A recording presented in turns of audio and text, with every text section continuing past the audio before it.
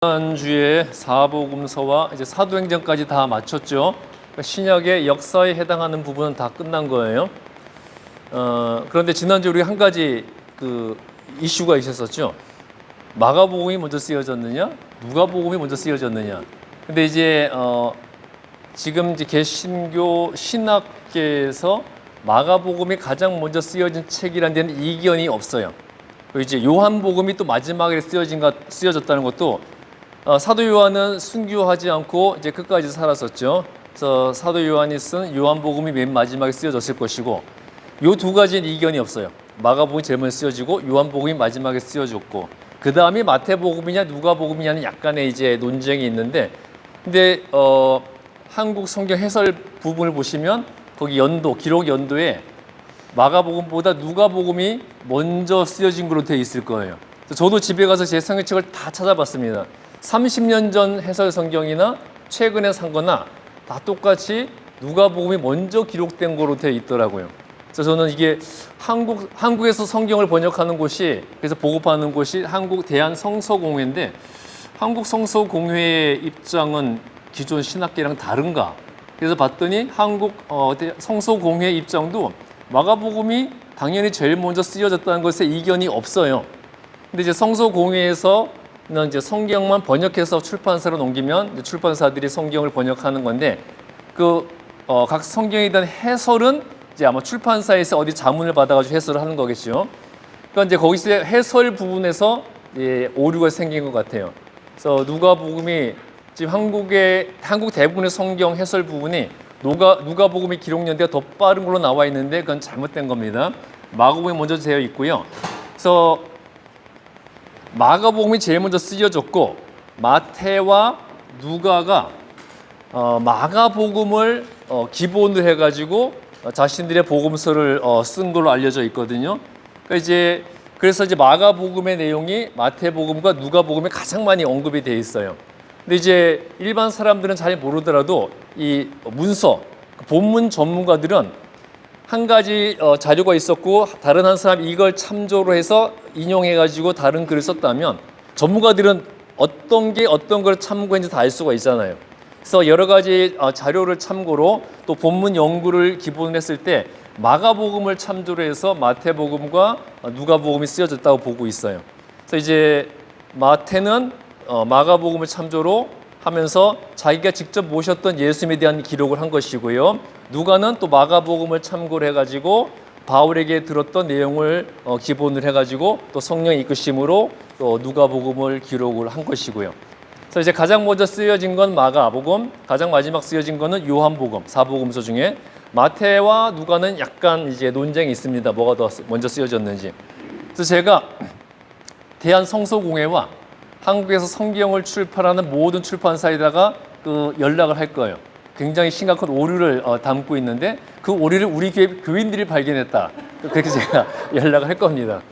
그러니까 제가 30년 전에 쓰던 성경책도 똑같이 돼 있더라고요. 최근 나온 성경도 마찬가지고요. 그러니까 그 오류를 지금까지 발견하지 못하고 있었다는 건데, 그건 이제 지적을 해줘야죠. 그래서 대한성서공회와 성경을 출판하는 기독교 출판사들도 발견하지 못했던 거를 우리 주반석교회 평신도들이 발견했다. 제가 분명히 지적을 하겠습니다. 예.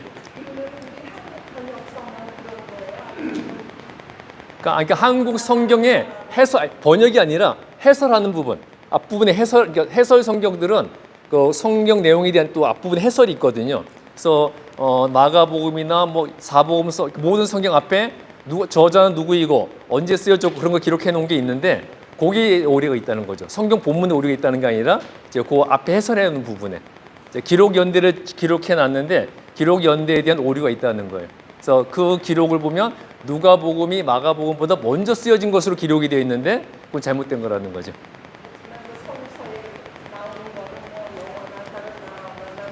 한국 성경은 이제 대한성서공회에서 번역을 해가지고 각 출판사에 보내는 거예요. 각 출판사에서 그걸 이제 출판하는 거고요. 그러니까 이제 대한성서공회에서 번역한 성경은 또 한국에서 다 똑같이 쓰고 있는 거죠. 똑같이 쓰고 있는데 앞부분 해설해 놓은 부분, 각 출판사가 자신들이 이제 그 성경의 이해를 돕기 위해서 해설해 놓은 부분, 거기에 오류가 있다는 거죠.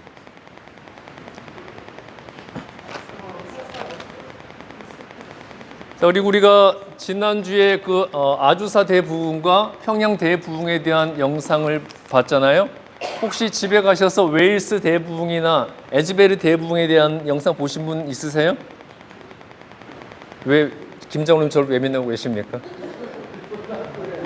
아무도 안 보셨을 것 같아서 제가 에즈베리 작년에 미국 켄터키주에 있었던 에즈베리 대부흥에 대한 영상 짧은 거예요. 제가 하나 보여드릴게요.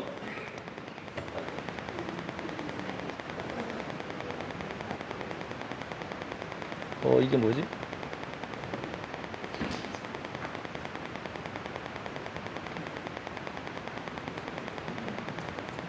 응? 응?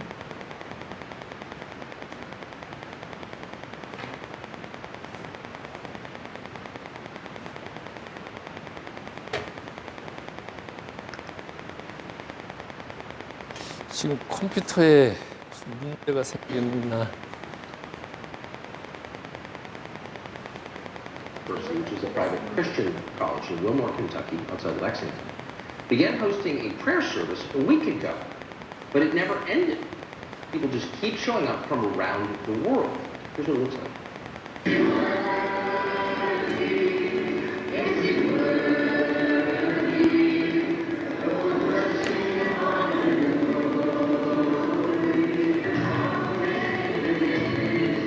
Asbury University, which is a private Christian college. 다시 틀어드리겠습니다.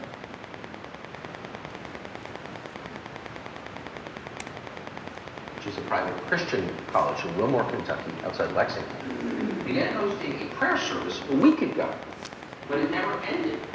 People just keep showing up from around the world. Here's what it looks like.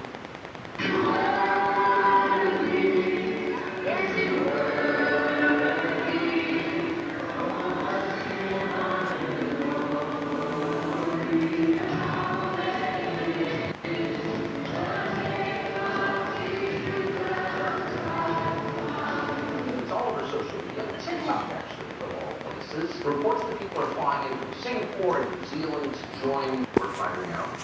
What is it? A theme or a Bible verse that we've all shared with each other is Habakkuk 1. The Lord says, look at the nations and watch, for I'm doing something in your day that you wouldn't believe if you were told. And it's happening, and we can't really believe it. Well, it seems remarkable. I mean, so many stories, you see them and you think that's very different. I'm not quite sure what it means, but it's worth learning more. So my understanding is this began in a completely conventional service, and a boy got up and started talking about his own flaws, and then it just, something changed in the atmosphere and it never ended. Is that fair? So here at Asbury University, 3 mornings a week, we have chapel at 10 a.m. sharp. The whole student body gets together, and we sing praise to the Lord, and we hear a message from the speaker. And for seemingly no reason at first, on Wednesday, February 8th, it didn't end. And that's kind of the logistical side of what's been going on. And then on the deeper side of things, what's been happening here since Wednesday is there's a young army of believers who are rising to claim Christianity, the faith as their own, as a young generation, as a free generation. And that's why people can't get enough. That's amazing. So who are the people who are coming? Where are they coming from? We don't know most of them. We've obviously been getting calls, hundreds of calls to the university switchboard number, but we have friends here from Brazil, from Indonesia, almost every state, especially in the midst of tragedies like what we've seen in Michigan State University, and even farther back to 2020, especially our generation was impacted so much, and so you have to wonder, what's going to break, and in this case, the Holy Spirit has interceded for us here at Asbury and across the nation. I assume you don't know how long this will continue? Could not tell you, and Absolutely, thank you. Great to see you.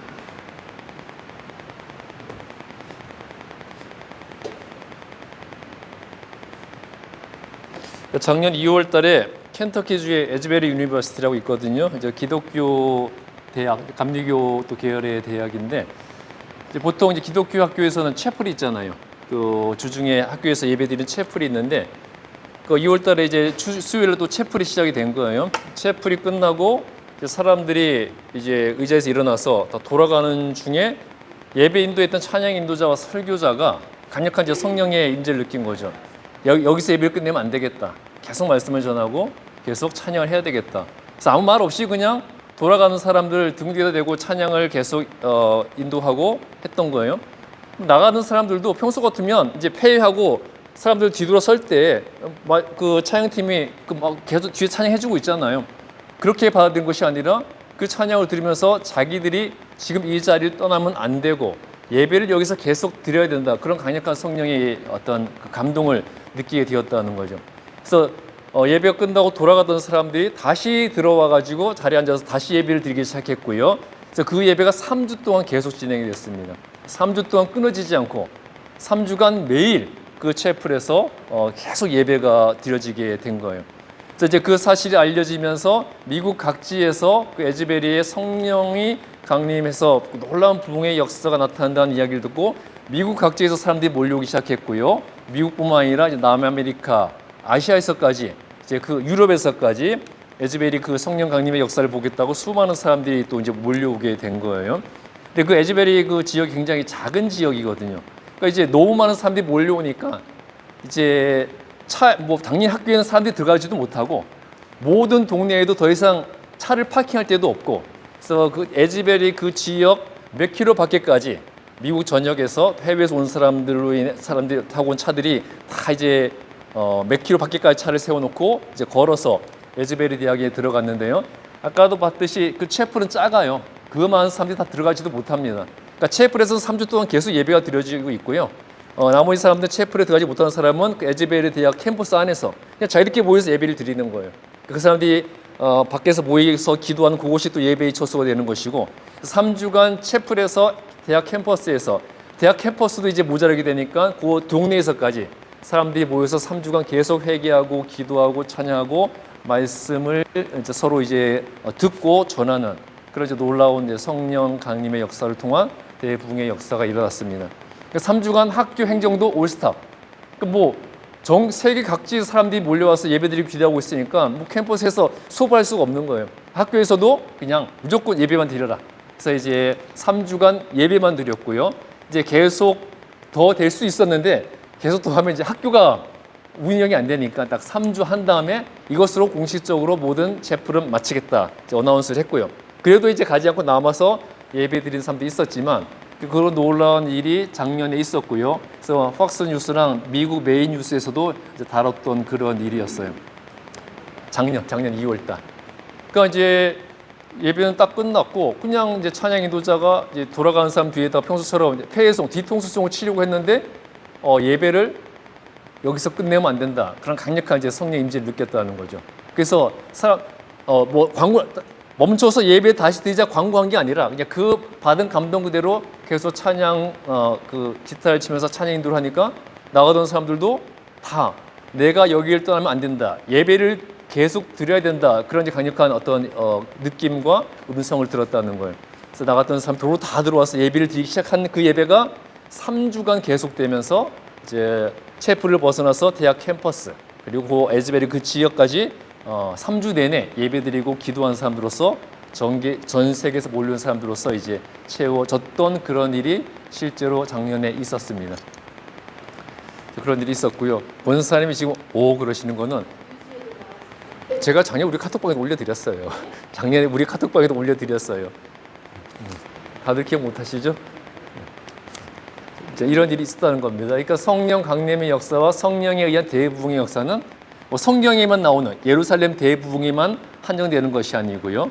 또 역사에 나오는 1900년대 초반 웨일스, 평양, 아주사에서만 일어난 것도 아니고 지금도 성령의 역사는 계속 일어나고 있다는 거죠. 그래서 우리가 이 시간에도 역사하시는 그 성령 충만한 자가 되어서 성령을 전하는 그런 예수님의 제자가 되어야 한다는 거죠. 자, 오늘은 이제 역사는 다 마치고 오늘부터 이제 서신서 들어갑니다. 서신서. 자, 51페이지 보시죠. 51페이지 서신서의 첫 번째 책 로마서입니다. 자, 로마서부터 빌레몬서까지가 바울 서신이죠. 그래서 로마서부터 빌레몬서까지 바울 서신이고 바울 서신의 특징은 그 책의 이름이 어떻게 지어졌다고 그랬습니까? 받는 사람, 받는 교회. 그러니까 수신자의 이름을 따라서 책의 이름이 결정되었어요. 로마서는 누구한테 보낸 거겠어요? 로마에 있는 교회, 로마에 있는 성도들에게 보낸 편지겠죠. 자, 로마서는 하나님의 의에 대해 이야기하고 있습니다. 저자는 바울이고요. 복음의 본질을 밝히고 하나님 앞에서 의로워지는 이 신득의, 이 원리를 제시하고 있어요. 이 신득의 무슨 뜻일까요? 자, 교재에 나오죠. 이 신득의 무슨 뜻이에요? 한자인데 이 신, 믿음에 의해서, 득의, 의로움을 얻게 된다. 오직 믿음에 의해서만 의로워지고 구원받을 수 있다. 이게 이신득의인데요. 우리 기독교 교리의 가장 핵심적인 교리죠. 이신득의, 오직 믿음에 의해서만 구원을 받는다. 자, 이 기독교 교리의 핵심인 이신득의의 원리가 로마서에서 바울을 통해 제시되고 있습니다. 그리고 이 이신득의의 원리에 의해서 종교 개혁이 일어나고 우리 개신교가 탄생하게 된 거잖아요. 그러니까 이제 초대 교회로부터 이어진 교회가 이제 로만 카톨릭 교회에 의해서 점점 부패하기 시작을 했고요. 그러면서 이제 교회가 제도화되면서 특히 종교 개혁이 일어나기 전에 얼마나 많은 부패가 있었어요. 그러니까 로마 카톨릭이 그때 주장한 게 뭐였어요? 구원을 받기 위해서는 의를 쌓아야 된다. 의를 쌓기 위해서는 무조건 교회 와서 그냥 열심히 교회를 봉사해야 된다. 생업을 제쳐두고서라도 교회 일을 먼저 해야 되고, 제일 중요한 거 군대에 가서 봉사하면 의를 제일 많이 쌓게 된다. 그래서 강제로 막 전쟁에 참전을 시키는 거예요. 전쟁에 참전하면 제일 큰 의가 쌓이기 때문에 전쟁에 참전하라고 젊은 남성들도 강요하기 시작했고요. 나중에는 어디까지 가요? 죄를 면제받기 위해서는 뭘 하면 된다 그래요? 면제부를 팔잖아요. indulgence. 면제부를 팔아서 자, 하나님 예수님께 구원을 얻으려면 우리의 의를 쌓아야 되는데 또 교회 와서 봉사하고 사제들을 위해 봉사하고 군대에 가고, 그런데 면제부만 사면 이거 다 면제해 줄게. 바로 그냥 구원, 하늘나라로 직행하는 거야. 그렇게 면제부까지 팔게 된 거죠. 이제 그걸 본 이제 많은 종교 개혁가들 중에서도 특히 루터가 이건 아니다. 이거는 교회의 본질을 벗어난 것이고 신앙의 본질을 버린 행위이다. 더 이상 캐톨릭 교회는 교회라고 할 수가 없다. 초대 교회의 전통을 다시 찾는 교회의 모습을 회복시켜야 된다. 그래서 믿음은 교회에 와서 봉사하는 것에 의해 이루어진 것도 아니고, 내 스스로 의로운 일을 한다고 되는 것도 아니고, 면제부를 산다고 구원받는 것도 아니고, 오직 믿음에 의해서만 구원받을 수 있다. 자, 그 교리로 루터가 종교개혁을 시작을 한 거잖아요. 그러니까 루터가 그 깨달음을 얻었던 것도 로마서였어요. 로마서 말씀을 통해서 자기도 캐톨릭 교회 사제지만 이게 잘못된 걸 알았거든요. 그래서 로마서를 통해서 오직 의인은 믿음에 의해서만 의로워지는 것이구나. 오직 구원은 믿음에 의해서만 가능한 것이구나. 루터도 로마서를 통해서 이신득의의 원리를 깨닫고 종교 개혁을 일으키게 된 것이고요. 우리 감리교회도 마찬가지예요. 존 웨슬리 목사가 영국 국교회 목사였잖아요. 영국 국교회 목사로서 자, 아버지도 목사였습니다. 옥스퍼드 대학을 나왔어요. 최고의 대학을 나왔죠. 옥스퍼드 대학에서 신학 교수도 했어요. 미국의 선교사로도 갔습니다. 그러니까 자기가 그렇게 선한 일을 많이 하면 자기 의가 쌓이고 구원받을 수 있다고 믿었던 거예요. 근데 존 웨슬리가 아무리 자기가 목사로 선신을 하고 미국에까지 가서 선교까지 하고 왔지만 자신이 그런 행위로 자기가 구원받았다는 구원의 확신이 안 드는 거예요. 근데 어느 날 그 기독교 역사에서 가장 중요한 회심 중에 하나죠. 웨슬리의 회심. 그 런던 올더스 게이트라는 거리를 지나다가 어느 교회에서 작은 집회가 열리고 있었는데요. 무엇인가 이끌린 듯이 그냥 그 교회에 들어간 거예요. 들어갔더니 또 로마서를 강의하고 있었습니다. 그 로마서 강의를 들으면서 내가 지금까지 내가 선한 행위를 쌓음으로써 내가 구원받을 수 있다고 생각했는데 오직 구원은 믿음에 의해서만 가능한 것이구나. 거기서 웨슬리도 깨닫고 이제 영국 국교회를 나와가지고 이제 감리교 영성 운동을 시작하게 된 거죠. 우리 기독교 개신교의 구원의 가장 핵심인 이신득의의 교리가 바로 로마서에 나와 있고요. 이신득의의 교리뿐만 아니라 우리 기독교 교리의 대부분의 핵심 교리가 다 로마서를 토대로 하고 있습니다. 또 로마서는 우리 교회의 가장 중요한 교리집이라고 할 수가 있어요. 대부분의 교리가 다 로마서에서 나왔습니다. 자, 바울은 로마서를 통해서 체계적이고 논리적으로 믿음으로 구원에 이르는 도리 이신득의를 로마서 1장 17절에서 밝혔고요. 그래서 로마서 1장 17절 여기 나오죠. 자, 한번 읽어볼까요? 시작. 복음에는 하나님의 의가 나타나서 믿음으로 믿음에 이르게 하나니 기록된 바 오직 의인은 믿음으로 말미암아 살리라 함과 같으니라. 바로 이 말씀을 통해서 루터는 종교개혁을 일으켰고요. 그리고 존 웨슬리는 회심을 하고 행위가 아닌 오직 믿음에 의해 구원받는다는 이제 그것을 깨닫고 감리교 영성운동을 일으키게 됐어요. 근데 그게 이제 구약 여러 군데 나오지만 특히 로마서의 이신득의 원리가 집중적으로 이제 나와 있는 거죠. 이렇게 해서 로마서가 바울의 복음서라고도 불리게 되었습니다. 로마서는 인간 구원에 대한 기독교의 교리를 명확하게 정립하고 있는데요. 자, 인간은 하나님의 의의 기준에 미치지 못해요. 하나님의 의의 기준에 인간은 절대 미치지 못합니다. 그렇기 때문에 하나님의 은혜의 선물로 주시는 구원이 필요한 거예요. 우리는 그 의의 기준에 미치지 못하고 우리 스스로의 힘으로 구원을 얻을 수가 없기 때문에 하나님이 선물로 주시는 은혜가 필요하다는 거죠. 하나님께서 은혜로 주시는 구원을 필요로 하게 되는데 그 구원이 바로 하나님의 어린 양 예수 그리스도를 믿음으로써 얻게 된다는 거예요. 우리 힘으로 절대 구원받지 못하는데 우리는 하나님의 의의 기준이 미치지 못하기 때문에 하나님께서 선물로 주시는 구원의 은총이 필요한데 바로 하나님께서 우리에게 은혜로 주신 구원의 선물이 바로 어린 양 예수 그리스도의 대속의 죽음이 된다는 거죠. 이렇게 구세주 예수 그리스도를 믿는 마음으로 말미암아 우리는 제일 처음 의롭다 칭함을 받게 되는 거예요. 자, 기독교 교리의 가장 중요한 또 두 가지 중 하나가 성화고 칭의잖아요. 이 칭의와 성화의 교리도 로마서에 나옵니다.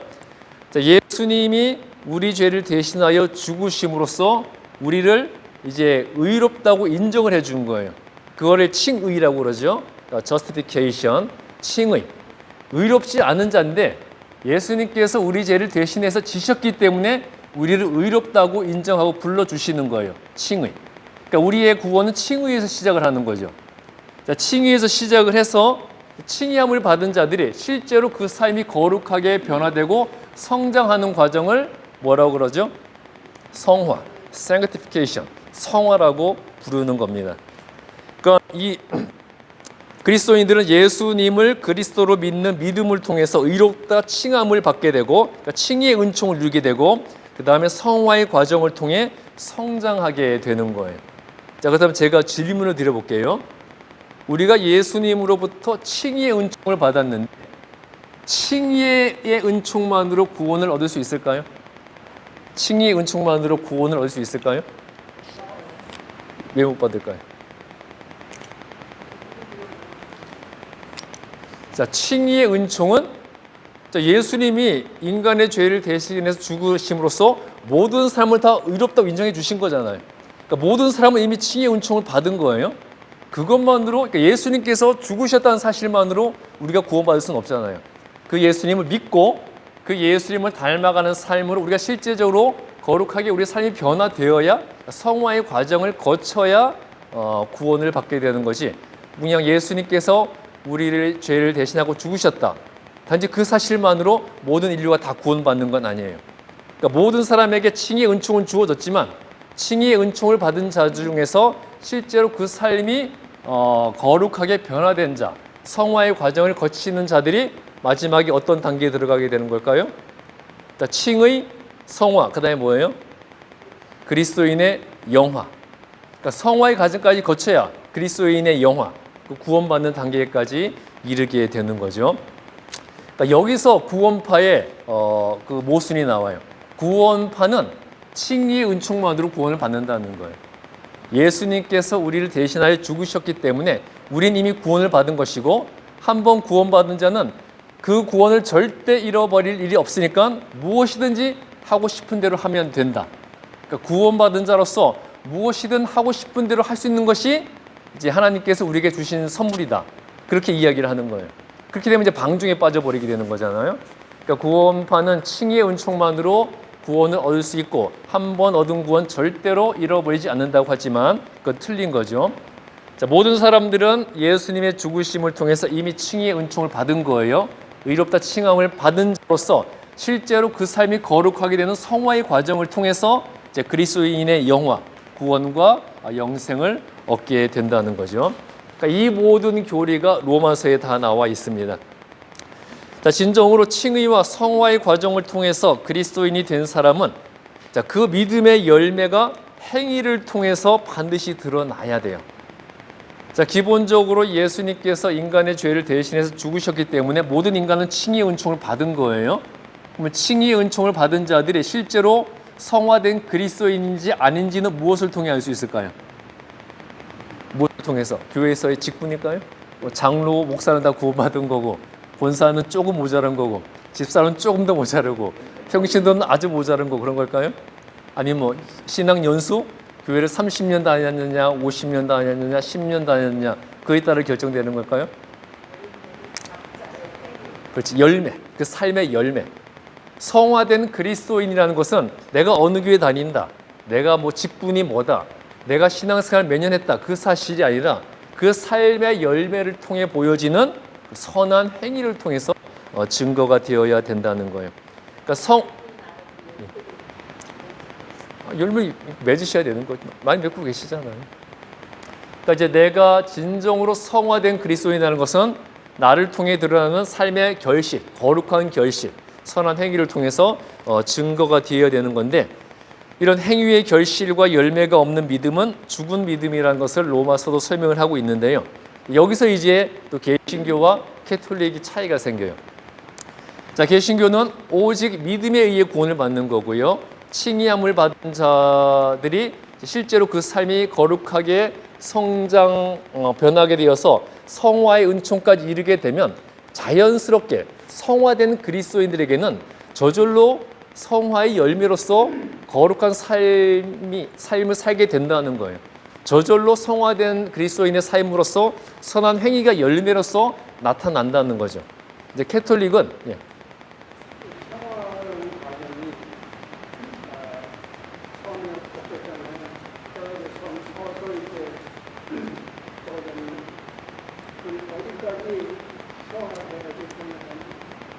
그거는 예수님이 판단하시겠죠. 그러니까 중요한 거는 이 사람이 성화가 되었느냐, 그 삶을 통해 거룩한 믿음의 열매가 보여지면 그 사람은 성화된 그리스도인이라는 거죠.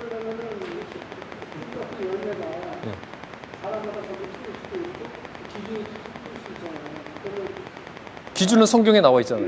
우리의 모든 기준은 성경을 삼아야 되는 거죠. 그러니까 이제 여러 가지 수백 개, 수천 개의 어떤 교리가 있지만 딱 말씀하셨잖아요. 하나님을 사랑하고 하나님을 사랑하들 내 이웃을 사랑하라. 그 두 가지가 가장 큰 계명이라고 그랬잖아요. 우리는 그러니까 하나님도 사랑하고 이웃도 사랑하지만 이것을 다 사랑하지 않지만 몇몇 사람은 사랑한다. 만약에 그러면 그 기준치가 그게 좀 애매하지 않겠어요? 그게 어떤 절대적 기준치로 사랑이 이제 이 사람 요 놈까지만 사랑해야 된다. 그런 기준을 우리가 정할 수는 없겠죠. 하지만 우리가 사실 완벽하게 예수님의 마음을 담을 수는 없겠지만 그 사랑에 대해서 다 나오잖아요. 내 가족을 넘어서서 이웃을 사랑하고 원수도 미워하지 말고 여러 가지 이제 기준이 나와 있는데 그것을 최선을 다해 지키는 우리의 노력이 뒤따라야 된다는 거겠죠. 뭐 우리가 절대적 기준을 어떻게 다 미칠 수는 있겠습니까? 그렇지만 어떻게 최선을 다해서 그 말씀대로 살아가려고 하고 또 선한 열매가 내 삶의 열매로서 계시로서 보여질 때 그것이 성화된 그리스도인의 증거가 된다는 거죠. 끊임없이 그 성화를 위해 노력해 나가게 될 때 이제 그리스도인의 영화 거기까지 이르게 된다는 거고요.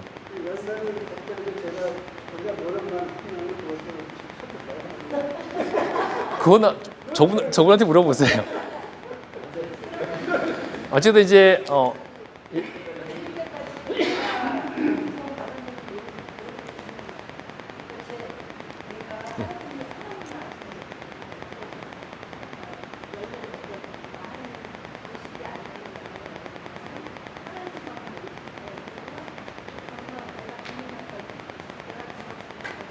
아주 내가 예수님을 그리스도로 믿는 굳건한 믿음만 있다면 그 믿음에 우리가 의로워진다 그랬잖아요. 그러니까 그 믿음, 내게 그 믿음만 있다면 그 믿음에 의해 우리가 구원을 받는 거지 행위에 있어서 우리가 좀 부족하더라도 오직 그 믿음 그리고 말씀대로 살려는 노력 그게 중요한 거겠죠. 그러니까 우리가 예수님을 예. 죽은 믿음이라는 거예요. 그러면 그걸 못 받잖아요. 그러니까 그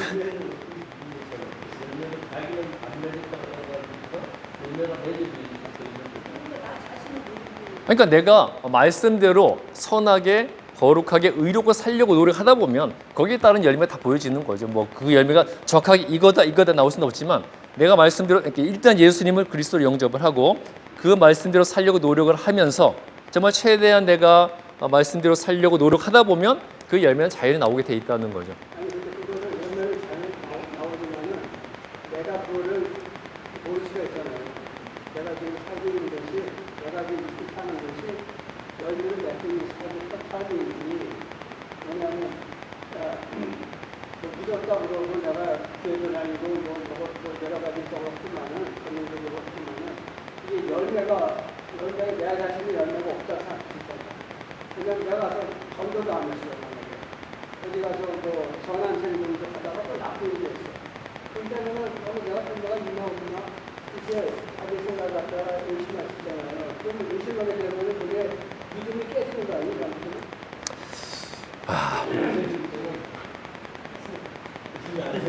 그러니까 이제 아니 만약에 진짜 칭의를 받았어요. 내가 믿었어요. 그 다음에 죽었어 바로. 그럼 어떻게 되는 거예요? 그런데 근데 내가 칭의함을 받았고 성화의 과정이 바로 죽었으면 어떤 시간이 없었던 거였잖아요. 근데 내가 칭의함을 받는 순간 예수님을 그리스도 영접했는가? 그러니까 그 예수님 오른편의 강도도 그 죽기 전에 예수님을 앞에 자기 죄를 회개하고 예수님을 그리스도 영접하니까 오늘 너가 나와 함께 나곤 이를 것이라 하셨잖아요. 그러니까 이제 칭의함을 얻었다는 거는 모든 사람들에게 보편적으로 주어진 은혜예요. 예수님 죽으심으로써. 근데 내가 예수님을 그리스도로 영접을 하고 내 죄를 회개했느냐? 그걸 보시는 거죠, 그러면. 그 강도는 그걸 했잖아요. 회개했고. 열매 없이는 죽은 일이 아니, 그거 어떻게 되는 거예요? 그 사람 어떻게 되는 거예요? 강도는 열매도 하고 있는 거예요. 아니 예수님을 영접한 순간 바로 죽었는데 시간이 없었잖아요. 그러니까 이제 그 회개하는 마음, 예수님을 그리스도로 영접한 그 인정. 그리고 이제 그러한 마음을 날마다의 삶 속에서 실천하려는 의지, 그 노력이 중요한 거겠죠.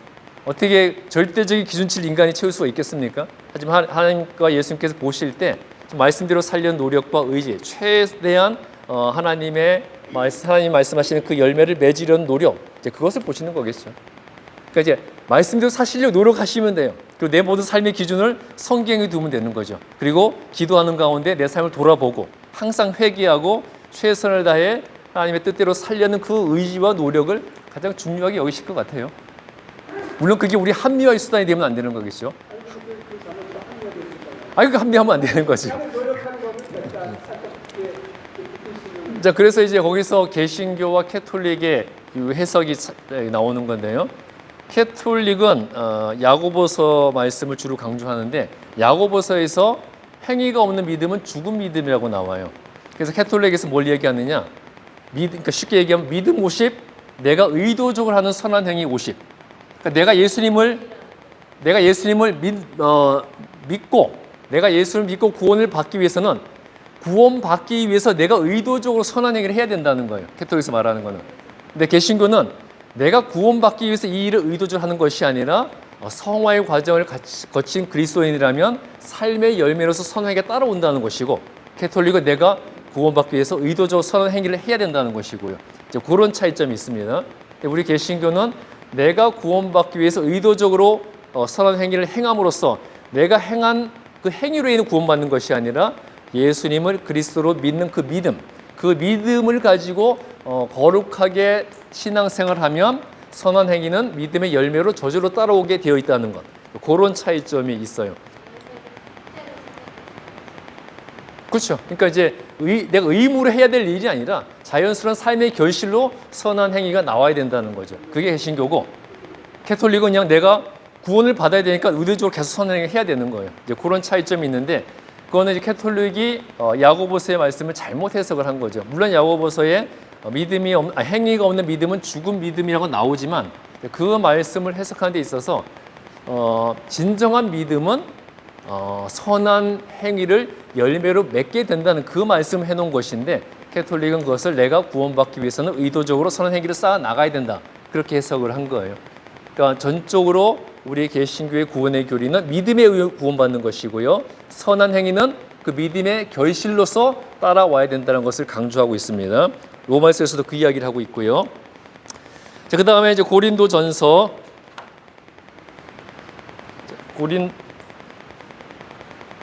고린도전서는 이제 교회의 문제와 해결에 대한 내용인데, 저자는 바울이고요. 기록 목적은 당시 타락과 우상 숭배로 유명했던 고린도 교회의 문제에 대한 해결책을 바울이 제시를 해준 거예요. 그래서 타락한 교회와 사회에 맞서는 그리스도인의 대처 방안을 제시하고 있는데, 당시 고린도전서는 고린도 교회의 문제점을 통해서 오늘날의 모든 교회의 문제를 다루고 있습니다. 당시에 고린도 교회에 어떤 문제가 있었느냐? 교인들 간의 근친상간, 그러니까 교인들 간의 은행이 문제였어요. 성도들 사이의 소송, 물론 성도들 사이에 갈등이 생길 때 교회 내에서 해결이 안 되면 법적 소송을 갈 수 있겠죠. 근데 고린도 교회는 문제만 생기면 성도들 간에 서로 법적 소송을 앞세웠고요. 또 성도들 간의 간음, 또 돈으로 서로 이제 그 성을 주고 파는 매음, 이런 성적 타락이 심각했었습니다. 그리고 예배의 무질서, 우상 숭배, 헌금, 의미, 다양한 문제들이 있었는데, 그 문제에 대한 해결 방안을 바울이 제시해 준 거예요. 근데 이제 고린도 교회가 성적으로 굉장히 심각하게 타락했다 그랬잖아요. 성도들 사이에 근친상간, 간음, 매음. 당시 고린도 지역에 이제 비너스 여신을 섬기는 신전이 있었거든요. 비너스 여신이 무슨 여신이죠? 사랑의 여신이잖아요. 사랑의 여신. 제 어릴 때 기억에 그 여성들 속옷 브랜드에 비너스라고 있었던 것 같은데, 사랑의 비너스 맞죠? 그 비너스가 사랑의 여신이었거든요. 그러니까 이제 비너스를 섬기는 신전이 있었는데, 그 비너스 여신을 섬기는 신전에는요, 그 비너스 여신을 섬기는 여자 사제가 1000명이 있었습니다. 그러니까 고린도 지역에 있는 비너스 여신의 신전에 여자 사제가 1000명이 있었는데, 그 여자 사제의 역할이 뭐였는지 아시죠? 창녀의 역할이었잖아요. 그러니까 비너스 여신이 사랑의 여신이니까 그 사랑의 여신을 숭배하는 행위가 성도들의 집단 성행위였어요. 그러니까 성도들이 와서 제사를 드릴 때 그 성도들을 상대로 집단 성행위를 할 여자 사제가 1000명이 넘게 있었어요. 고린도 지역에만. 그러니까 얼마나 성적으로 타락을 했겠습니까? 그러니까 사람들이 여자 사제, 공을 파는 여자 사제 1000명이 있고, 그들과 성도들이 집단 성관계를 맺는 게 자신들의 신을 숭배하는 행위고, 그 가운데 누리는 쾌락이 자신들의 신이 자신들에게 주는 축복과 기쁨이었던 것이었어요. 그러니까 그 정도로 이제 심하게 타락을 했던 거였죠. 그러니까 이제 성경은 구약이나 신약이나 성경에 나오는 창녀는 두 가지 의미가 있어요. 창녀는 두 가지 의미가 있는데, 첫 번째 창녀는 말 그대로 돈을 받고 몸을 파는 창녀, 또 하나의 창녀는 바로 이제 이방 신전에서 집단 성행위를 통해서, 성도들과의 집단 성행위를 통해서 자기 신을 섬기는 여자 사제들, 그 사제들도 이제 창녀라고 불렀습니다. 그러니까 성경에 말한 창녀는 두 가지 창녀였는데, 비너스 여신에는 그 여자 사제였던 창녀들이 1000명이 넘게 있었어요. 그렇게 이제 성적으로 타락을 했고요. 그리고 우상 숭배를 많이 했고, 헌금 의무를 경시하고요. 그러니까 성도들이 헌금 의무를 경시했다는 건 뭐겠어요? 받기만 하고 드리려는 헌신이 없었던, 그러니까 무조건 하나님과 예수님께 무엇인가를 받으려고만 하는, 교회에서 무엇을 얻으려고 하는 그런 신앙이 팽배해 있었다는 거죠. 그러니까 지금 말씀드렸던 교회 문제 한번 보세요. 성도들 사이의 소송, 근친상간, 간음, 매음, 성적 타락, 예배의 무질서, 우상 숭배, 헌금 의무 경시, 이 고린도 교회 문제였는데, 오늘날 교회에서 똑같이 일어나고 있는 그런 문제들이잖아요. 그 문제에 대한 해결 방안을 바울이 제시를 해준 겁니다. 그래서 고린도 교회에 그런 문제들이 생겼다는 것을 알고 염려와 근심의 마음으로 해결책을 제시했고요. 그래서 교회가 참된 신앙과 믿음으로 하나가 되어서 하나님의 사랑을 체험하고 실천할 것을 고린도전서에서 당부했습니다. 그러니까 참된 신앙과 믿음으로 하나가 되어서 정말 하나님의 사랑을 체험하고 온전한 신앙생활을 해야 된다는 것을 고린도전서에서 알려주었는데요. 그러니까 바울이 강조한 건 그거였어요. 너희들의 삶에서 보여지는 모습, 고린도 교회가 보여주는 모습은 믿는 자들의 모습이 아니다. 온전한 교회의 모습이라 할 수가 없다. 진정한 교회와 진정한 그리스도인은 로마서에 나오는 것처럼 그 삶의 결실과 열매를 통해서 알 수 있는 것인데 고린도 교회에서 보여준 열매는 그거잖아요. 소송, 간음, 매음, 성적 타락, 예배 무질서 이런 거니까 그런 열매는 너희들이 진정으로 거듭나지 못했다는 것을 보여주는 것이다. 그러니까 하나님만을 사랑하고 하나님의 사랑을 체험해서 그 사랑만을 실천하는 그런 교회와 성도가 되어야 된다는 것을 당부하고 있는 거예요. 자, 여러분 어떤 나무가 있으면 이 나무가 좋은 나무인지 나쁜 나무인지는 무엇을 통해 판단하는 걸까요? 열매잖아요. 그렇죠? 나무가 얼마나 굵으냐, 크냐, 예쁘냐가 아니라 좋은 열매를 맺느냐, 어떤 열매를 맺느냐에 따라 그 나무가 좋고 나쁜 것을 알 수가 있는 거잖아요. 그러니까 그 이야기를 한 거예요, 바울은. 성령 충만한 자에게서 도덕적, 영적으로 타락한 행실이 나올 수 없다. 그러니까 고린도 교회에서 보여주는 열매는 도덕적, 영적으로 타락한 행실이거든요. 그러니까 너희들이 좋은 열매가 되기 위해서는 좋은 열매를 맺는 교회가 되어야 된다. 그것을 권면하고 있는 거죠. 그 다음에 고린도 후서는 고린도 전서에 이어서 바로 보내졌는데요. 왜냐하면 바울의 사도권을 변호하기 위해서였어요. 그러니까 바울은 고린도 후서에서 도전받는 자신의 사도권을 변호하고 교회 내의 잘못된 가르침과 모순을 시정하기 위해서 기록을 했습니다. 그러니까 고린도 교회에 고린도 전서를 바울이 보내서 고린도 교회의 잘못에 대해 시정할 것을 촉구하니까 대부분의 성도들은 바울의 그 권면과 가르침을 따르고 순종하려고 했어요. 그런데 소수의 거짓된 무리가 바울의 사도권과 가르침에 이의를 제기하는 겁니다. 바울이 무슨 자격으로 우리에게 이래라 저래라 하느냐? 바울이 저런 권위가 있느냐? 바울이 사도로서 권위가 있는 자인가? 그러니까 바울의 사도권을 부인하면서 바울의 가르침을 부정하는 소수의 무리가 계속해서 문제를 일으켰는데요. 여러분들도 이제 교회 생활 오래 하신 분들 알겠지만 이 소수의 거짓된 무리를 다수의 선한 무리가 이길 수 있을까요? 없을까요? 이기기 힘들어요. 그러니까 이 소수의 거짓된 무리, 교회 안에 있는 소수의 거짓된 무리들의 특징이 뭘까요? 악랄하고 집요하고 끈질기고 시사하고, 근데 다수의 선한 무리들은 점잖아요. 점잖고 앞에 나서기 싫어하고 싫은 말을 듣기 싫어하고 복잡한 거 싫어하고. 그러니까 다수의 선한 무리가 교회에서 소수의 이 거짓된 무리를 못 이깁니다. 그래서 아무리 큰 교회에서도 몇 사람이 작정하고 교회에서 문제를 일으키면요, 그게 통제가 안 되는 이유가 그것 때문에 그런 거예요. 그러니까 고린도 교회에서도 대부분의 성도들은 바울의 가르침을 인정하고 자신들의 잘못을 회개하고 다시 제대로 신앙생활 하려고 하는데 이 소수의 거짓된 무리가 사람들을 선동을 하는 거죠. 바울은 우리에게 이러라 저러라 할 자격이 없다. 누가 바울을 사도로 세우느냐? 그런 일이 생기니까 바울이 이제 다시 고린도 후서를 보내서 자기가 언제 예수님을 만났는지, 그러니까 다메섹 도상에서 예수님을 만나 회심했잖아요. 그 이야기를 하면서 자기가 그 회심 이후에 예수님을 직접 만났고 또 초대 교회에 의해서 공식적으로 사도권을 받은 자라는 것을 밝히면서 바울과 성도들 사이를 이간질시키는 자들을 꾸짖고요. 그러면서 고린도 교인들이 더욱더 진취적이고 적극적인 신앙을 가질 것을 권고하고 있어요. 그러니까 소수의 거짓된 무리에 흔들리지 말고 신앙인이라면 옳고 그른 것을 알아야 되잖아요. 옳고 그른 것을 알고 앞장서야 할 부분 앞장서고 정말 틀린 것은 틀린 것을 알아야 되는 것이고, 그렇게 교인들이 적극적이고 긍정적이고 능동적인 신앙을 해야 될 것을 바울이 권면하고 있습니다. 그다음에 9번째 갈라디아서,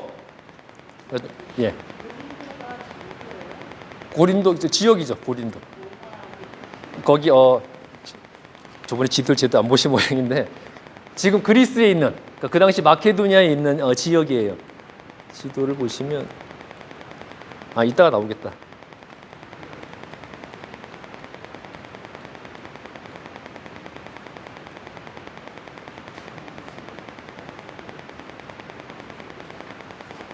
그러니까 이게 이제 마케도니아 지금은 그리스죠. 요 그리스 마케도니아 지역의 맨 아래쪽 여기에 있는 게 이제 고린도 지역이에요. 고린도. 여기에 이제 바울이 2차 전도 여행 때 교회를 세웠고요. 그 교회에 보낸 편지인 거죠. 그다음에 이제 갈라디아서는 이제 자유의 복음입니다. 자유의 복음. 참된 자유가 무엇인가 그것을 이야기하고 있어요. 역시 저자는 바울이고요. 기록 목적은 유대주의 주장의 모순을 지적하고 오직 믿음으로써 의와 자유를 얻게 된다는 그리스도의 진리를 증거하고 있습니다. 그러니까 오직 믿음으로써 죄에서 자유함을 누리게 된다는 거예요. 그러니까 왜 이런 내용을 보냈느냐? 당시 또 갈라디아 지역의 교회에 유대주의가 들어온 거예요.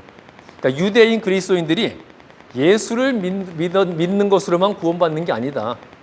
그러니까 이방인 그리스도인들을 향해서 당신들이 구원을 받기 위해서는 우리처럼 유대인화 되어야 된다.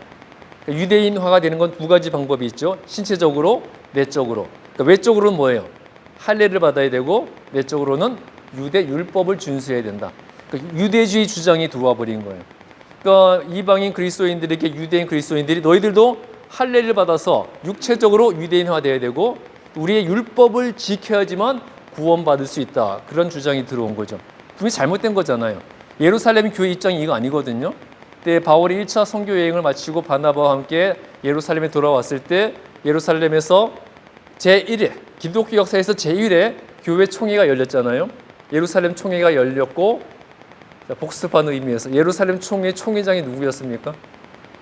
예수님의 동생 야고보 사도. 그러니까 예루살렘 교회 수석 장로였죠. 수석 장로로서 예루살렘 총회의 총회장이었는데 그 총회가 열려서 구원은 율법과 할례에 의해서가 아니라 오직 예수님을 그리스도로 믿는 믿음에 의해서만 가능한 것이다. 그것을 예루살렘 교회 총회에서 정식으로 교회 입장으로서 결정을 했잖아요. 그런데 그로부터 30년이 지났어도 여전히 교회 안에 이런 유대주의 주장이 들어온 거예요. 그래서 바울은 갈라디아 교회에 유대주의자들이 들어온 것을 알고 그들의 주장의 모순을 지적하면서 오직 죄로부터의 자유함은 믿음으로서만 얻을 수 있다. 그 진리를 증거하기 위해서 갈라디아서를 썼습니다. 그러니까 바울의 1차 전도 여행 때 세워진 갈라디아는 지금 터키, 튀르기인가요? 튀르키예, 어쨌든 옛날 터키. 거기에 그 당시 소아시라고 신약 시대는 소아시아라고 불렀죠. 거기에 세워진 교회였는데 개종한 이방인들의 율법 준수 문제가 논란이 되니까 할례와 율법으로서 구원을 얻을 수 있다는 유대주의 주장을 반복하고요. 그리스도를 향한 믿음 안에서만 모든 사람이 죄에서 자유함을 얻게 된다는 것을 선언하고 있어요. 그러나 진정한 그리스도인은 그 자유를 자신을 위한 방종으로 쓰는 자가 아니라 하나님과 이웃 사랑을 위해 사용하는 자임을 설명하고 있습니다. 그러니까 진정한 자유는 내가 율법을 지킴으로써 이루어지는 것도 아니고 내가 할례를 받음으로써 이루어진 것도 아니고 오직 믿음으로 예수님을 그리스도로 영접하고 하나님의 말씀대로 따를 때 죄에서 참된 자유함을 얻을 수 있다. 참된 자유는 오직 믿음으로 얻을 수 있다. 그것을 이야기하면서 참된 자유를 얻었다고 해서 그때부터 방종하며 살 것이 아니라 죄에서 자유함을 얻은 자로서 내 자유를 예수님의 사랑을 실천하고 또 믿지 않는 자들의 구원을 위해서 그 자유를 사용할 것을 권면하고 있습니다.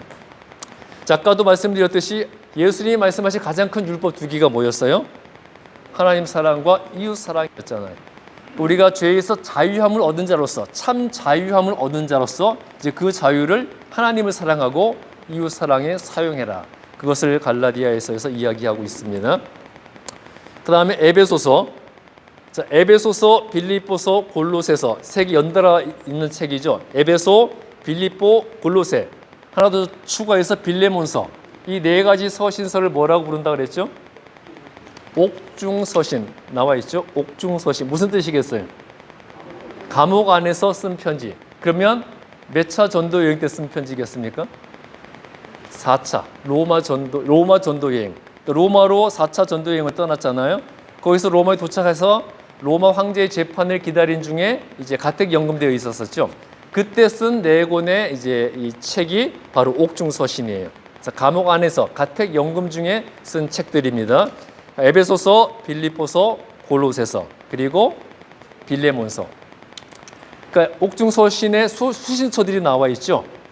자, 에베소는 소아시아, 그러니까 터키에 있는 교회에 보낸 거고요. 그다음에 빌립보는 어디예요? 빌립보도 역시 마게도냐 그리스죠. 자, 빌립보 교회가 유럽 지역에 최초로 세워진 교회였죠. 2차 선교 여행 때 바울이 안디옥에서 그 그리스 접경 지역인 드로아에 갔을 때 환상을 봤잖아요. 드로아에 갔을 때 마게도냐인이 바울의 환상에 나타나서 우리에게 와서 복음을 전해달라. 그래서 바울이 그 환상을 하나님의 계시로 받아들이고 유럽, 마게도냐로 건너갔죠. 그리고 제일 먼저 세운 게 빌립보 교회였습니다.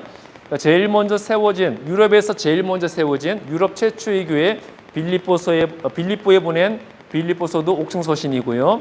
그 다음에 골로새는 이 터키의 맨 아래 지역, 요 골로새 교회에 보낸 서신이 골로새서고요.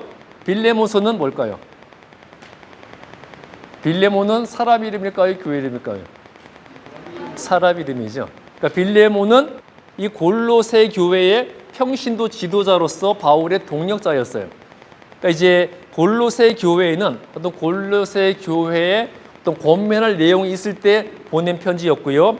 빌레몬은 이 골로새 교회의 평신도 사역자였던 빌레몬에게 개인적인 서신을 보낸 거였어요. 나중에 다루겠지만 빌레몬의 노예였던 오네시모의 용서를 구하기 위해서 빌레몬에게 보낸 편지가 빌레몬서죠. 그래서 이렇게 에베소, 빌립보, 골로새 그리고 빌레몬서 이 네 개의 성경을 바울 서신 중에서 감옥에서 쓴 편지라 그래서 옥중서신이라고 부릅니다. 그래서 옥중서신의 첫 번째 편지 에베소서. 자, 에베소서는 그리스도 안에서 존귀하게 된다는 것을 이야기하고 있는데요. 자, 기록 목적은 교회를 세우신 하나님의 목적을 설명함으로써 에베소 교인의 믿음을 경고케 하기 위해서 기록을 했어요. 자, 교회를 세우신 하나님의 목적을 설명했다 그랬는데 교회를 세우신 하나님의 목적이 뭘까요? 하나님이 왜 교회를 세우셨을까요? 하나님이 교회를 세우신 목적 뭘까요? 하나님이 예수님을 보내셨고 예수님이 지상 사역 3년을 하셨죠.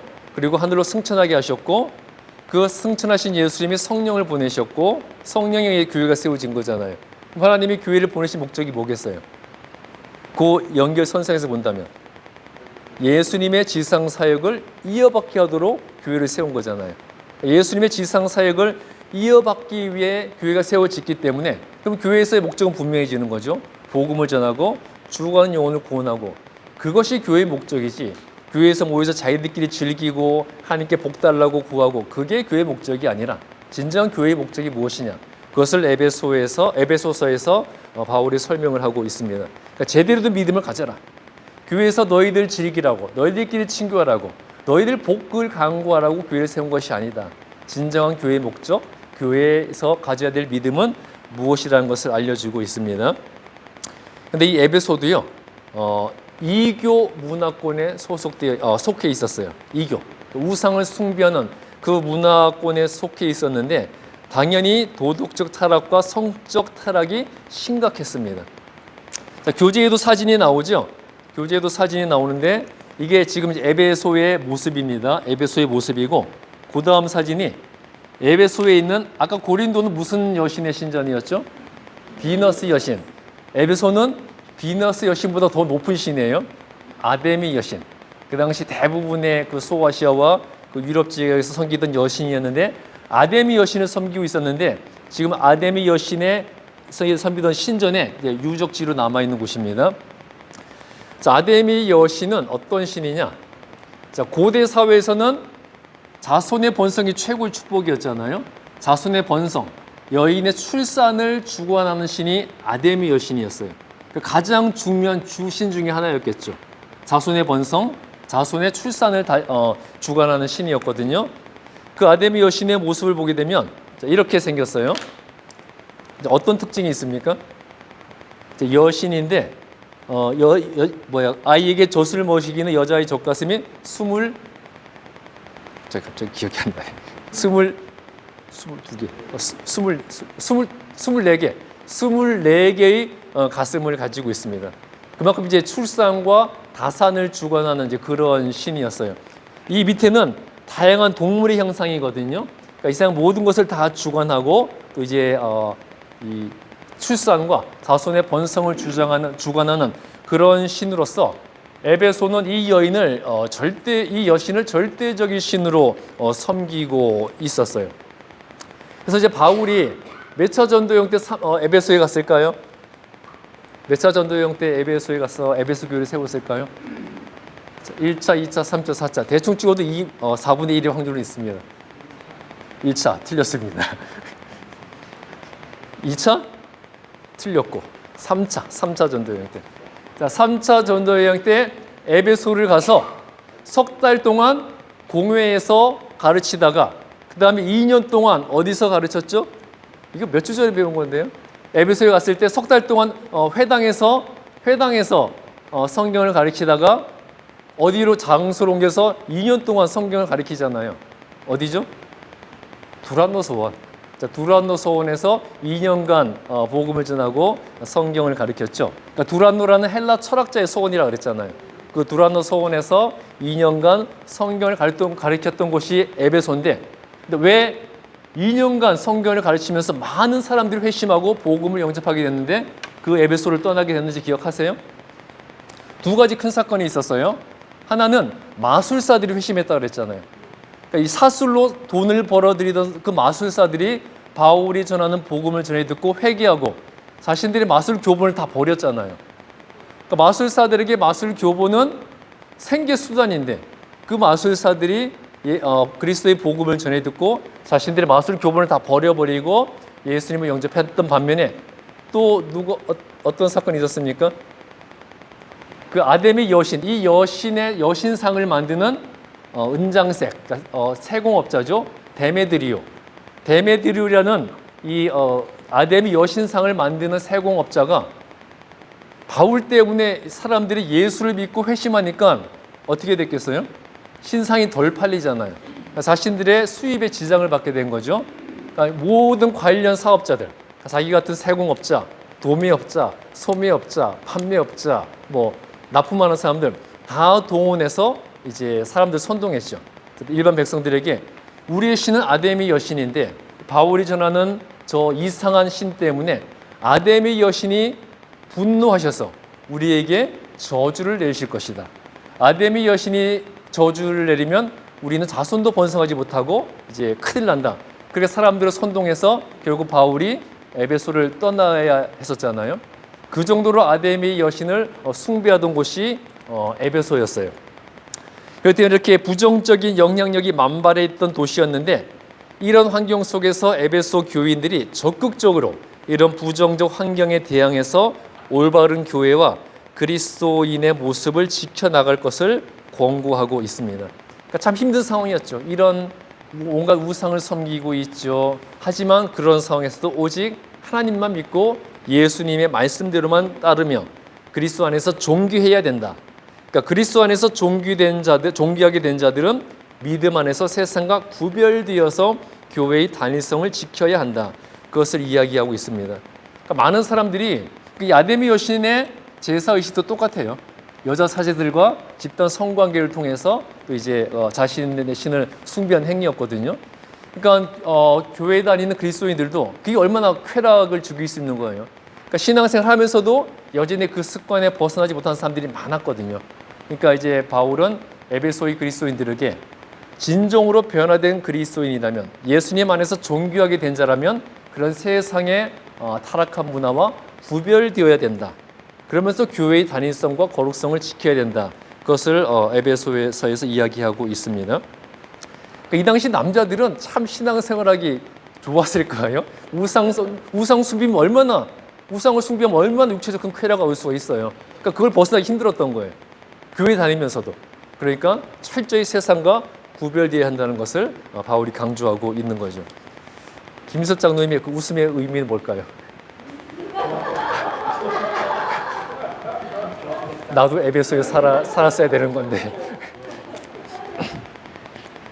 근데 정확한 걸 알 수는 없지만 여자 사제들이잖아요. 여자 사제들이니까 성도들, 신도들이 남자만 있는 게 아니잖아요. 결국 어떤 결론이 있었겠어요? 이때부터도 이미 동성애도 만연해 있었다는 거죠. 여자 신도들도 신을 섬겨야 될 거 아니에요. 그러니까 남성 성도들과의 집단 성관계뿐만 아니라 또 여자 성도들과의 어떤 동성애, 그냥 완전히 그 도시를 덮고 있는 그 타락의 물들이 있었다는 거죠.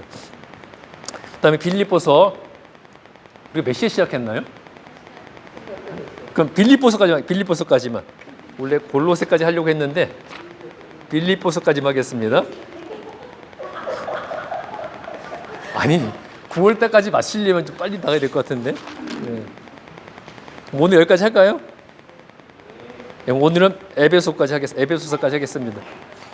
질문 있으세요? 자, 이제 얼마 안 남았습니다. 9월 전에 다 끝나요. 우리 반장님과 부반장님이 이제 출석 우수 학생, 그리고 그냥 모든 면에서 우수 학생에 대한 평가를 다 내리고 있습니다. 그러니까 이제 우수 학생, 그러니까 품행 우수, 성적 우수, 출석 우수 다 시상할 거예요. 그리고 이제 반장, 부반장님이 다 이제 체크하고 있습니다.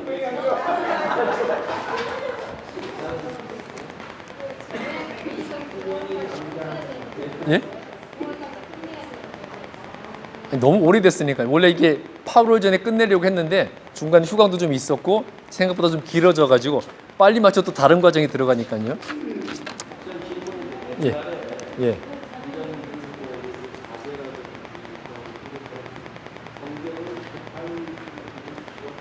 어떤 사제들이? 그러니까 이방 신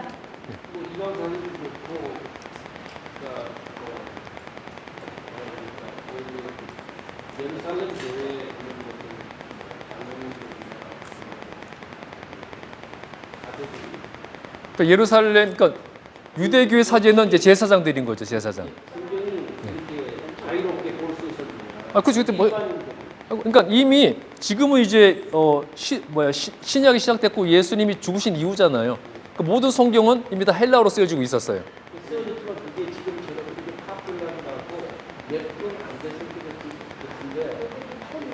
물론 이제 지금처럼 이렇게 광범위하게 보급은 안 돼 있었겠지만 또 열심히 필사자들 필사를 했고 그래도 최대한 많이 보급을 지금처럼 안 돼, 되게 힘들게 지금처럼 막 찍어낼 수는 없으니까 필사자들이 많은 필사를 통해서 광범위하게 대중들에게 다 이제 보급은 되고 있는 상태였고 또 이제 많은 사도들뿐만 아니라 제자들이 가서 또 성경을 이제 전하고 가르치고 했던 거죠. 만약 예루살렘 교회에서는 그때의 성경들이 많이 보존되어 있었고 주민들이 많이 없지 않아요? 그때 신학생이 사모부서가 같이 이렇게 찍어서 아니 다 따로 나온 거죠. 다 따로 있죠. 예, 예. 그럼 어느 교회는 이게 있을 수도 있고 하나 있을 수도 있고. 근데 이제 그 신약 성경 27권이 완전히 그 정경화가 끝난 것은 이미 예수님이 오신 이후에 AD 20몇 년 경이니까 이제 그 이후에 성경이 정경화 27권 신약 성경 정경화 이루어진 거고요. 그다음부터 그 27권이 이제 보급이 됐으니까 계속 보급이 되는 단계였을 것이고 그러니까 이제 바울을 비롯한 많은 사도들과 제자들은 직접 가서 만난 사람들에게 복음을 전하고 성경을 가르쳤던 거죠. 근데 이제 이런 사제들이 몰랐을 리는 없어요. 왜냐하면 마술사들이 복음을 듣고 다 자신들의 마술 교본을 버리고 회심할 정도였으니까요.